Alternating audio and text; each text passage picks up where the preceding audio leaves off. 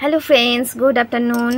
Welcome back to my channel Tania Puja's blog channel. তোমাদের অনেক স্বাগত, অনেকটা ভালোবাসা জানিয়ে আজকে একটা সুন্দর একটা মিনি ব্লগ নিয়ে চলে এসেছি বন্ধুরা। তো আজকে রবিবার, আর আজকে কী কী রান্না করেছি দেখো বন্ধুরা। তো এটা হচ্ছে মাছের ঝোল সবজি দিয়ে, পটল দিয়েছি, কাঁকরোল দিয়েছি আর আলু দিয়ে পেঁয়াজ একটু হালকা পাতলা মাছের ঝোল।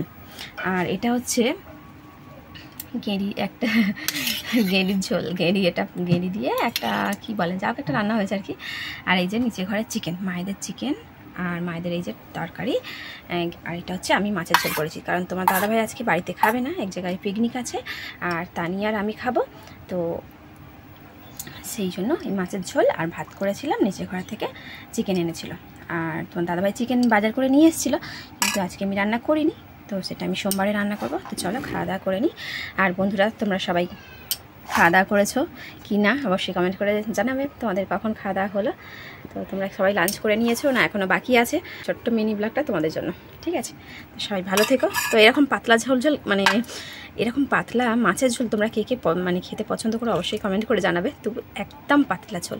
তো আমি এতে কী বলো তো, কোনো রকম মানে মশলা ব্যবহার করি না, শুধু লঙ্কা হলুদ ছাড়া আমি সেরকম মশলা খাই না, শুধু পেঁয়াজ দিয়েছি আর সবজি দিয়ে মাছের পাতলা ঝোল।